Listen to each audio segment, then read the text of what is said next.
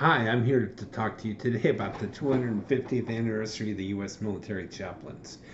250 years ago, the Continental Congress, some say, injected religion into the Army. They passed a bill which authorized military chaplains within the ranks. The bill authorized a chaplain in each of the Army's 38 regiments. In successive wars, this number would grow, and other services also used the precedence and enlisted chaplains within their ranks also.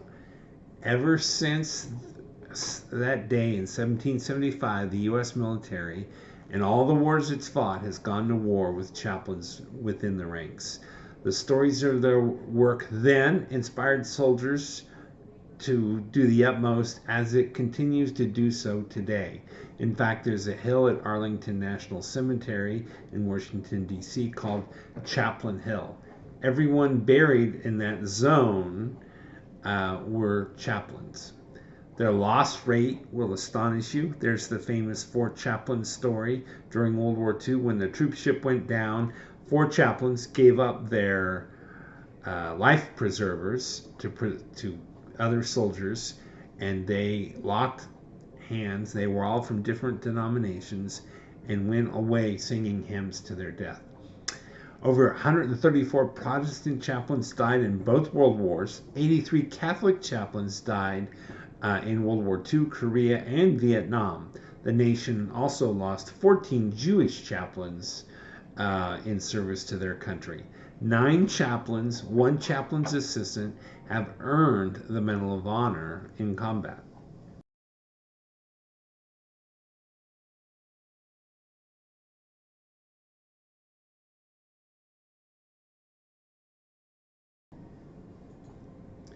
To personalize this epic story of chaplains in general, I have the story of one chaplain in particular.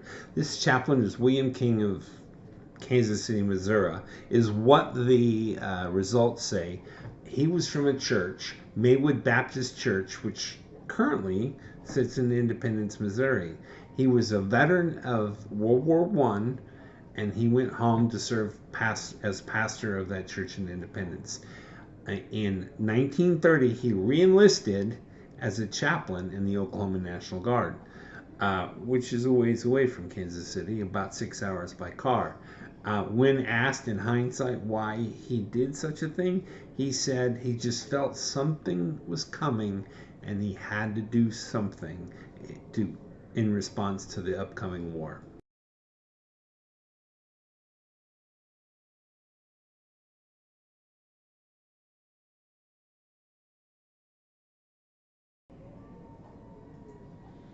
Those long weekend rides down to Oklahoma City would draw to a close for Chaplain King. The 45th Division was activated in September 16, 1940. It was part of FDR, President Franklin Delano Roosevelt's effort to prepare the nation for war. He had activated a large number of National Guard troops and got Congress to implement a peacetime draft, the first time in the nation's history, to kind of prepare for what he felt was the upcoming war, and he proved to be right. That started a long training session amongst several different bases across the United States. Pearl Harbor happened in 1941, December 7th, as everyone would know. That would launch the 45th Division into combat. The division would be involved in intense fighting in Sicily, Italy, and especially Anzio.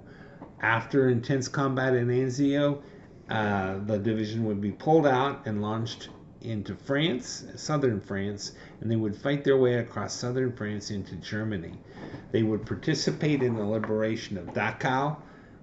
Overall, the division spent about 500 days in combat. They took over 124,000 access prisoners, according to the Center of Military History in the U.S. Army, at a cost of 20,000 casualties for themselves.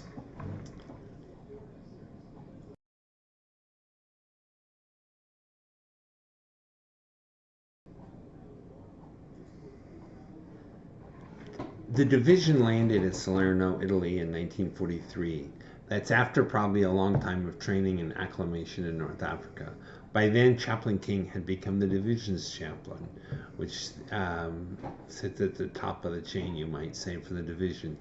After the capture of Sicily by U.S. forces under General Patton, the Allies chased the Germans across the ocean over to Italy. The Americans landed at the beach at Salerno under General Mark Clark.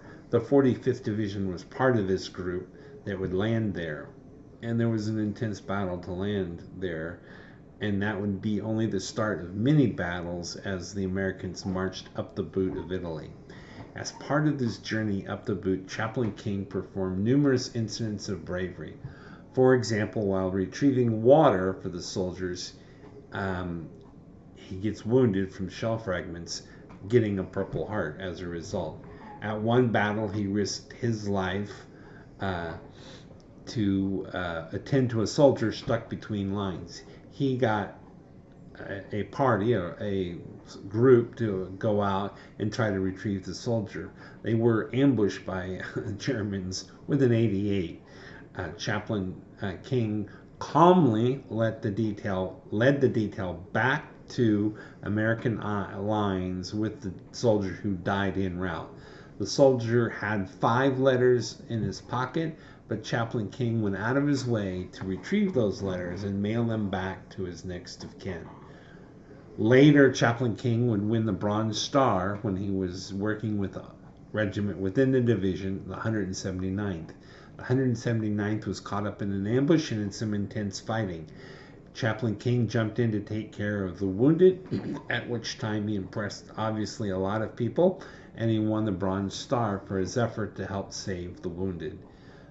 The division gets pulled out of the line in late 43, and this is for a invasion of Anzio. The Germans had solidified the defensive effort in Italy, and the Allies were having a hard time moving up the boot.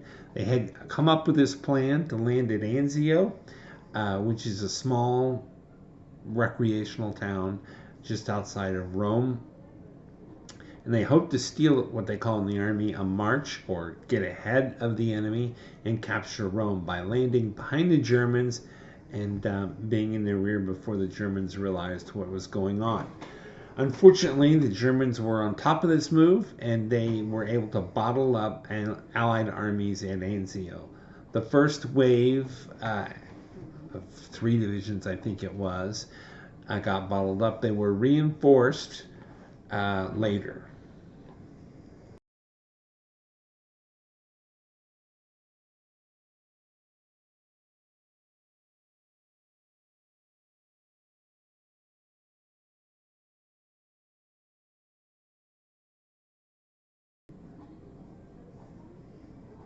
You can see by this map of the dilemma that the American army and the British found themselves in at Anzio. It was really, they were in a very small pocket, in which the Germans would attack them mercilessly all the time, 24/7. Also, they would attack the supporting navies outside. February 17th, the beachhead was pretty much static. After the first wave's lack of success, they were reinforced. They were reinforced with the U.S. 1st, 34th, 36th, and 45th Divisions, and part of the British 5th and 56th Divisions. That brought the total strength in this pocket at Anzio to well over 100,000 men. And they were stuck in this pocket for 4 months, enduring persistent German artillery fire and sniper fire. This whole beachhead was only 18 miles long and 9 miles deep. That's like Manhattan, New York kind of density. The ships offshore, this is a little side note, on top of being hit by planes constantly, were actually having to deal with what now we would call cruise missiles or drones. The Germans would launch rockets from the planes, and they would be directed into the ships. Allied casualties were quite massive, as you can see in the following chart. Total casualties for the Americans and the British were 43,000, 7,000 killed, 36,000 wounded. German casualties were 40,000, 5,000 killed, and 30,500 wounded, and 4,500 captured. Chaplain King didn't really sit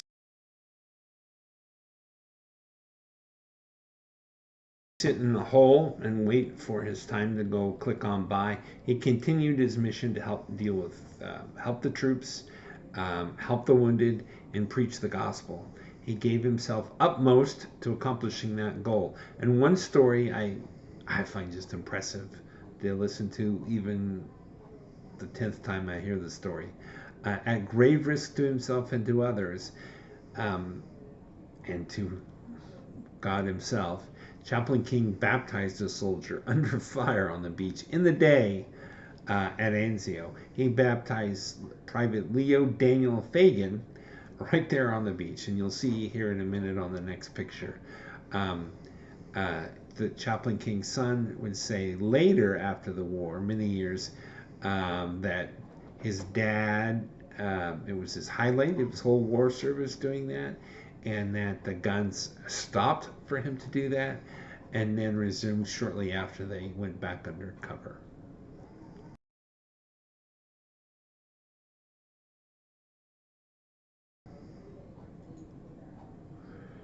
The 45th Division was pulled out of Italy for the invasion of southern France. This was the much debated, when you read about Normandy, invasion of southern France. Few people except Eisenhower saw a huge purpose for it. But anyway, it occurred in August of 1944. The division landed with the famous 3rd Infantry with Audie Murphy and fought its way up the Rhine River Valley and across southern France into Germany. Chaplain King would conduct hundreds of services, often within yards of the front line. Chaplain King, who would go to be part of the team, the division would liberate the camps of Buchenwald, Auschwitz, and Dachau, and the chaplain team of the division would conduct services at these camps. VE Day found Chaplain King in Austria. The day before, he had driven into Italy through the Brenner Pass, nearly completing a circle of southern and central Europe.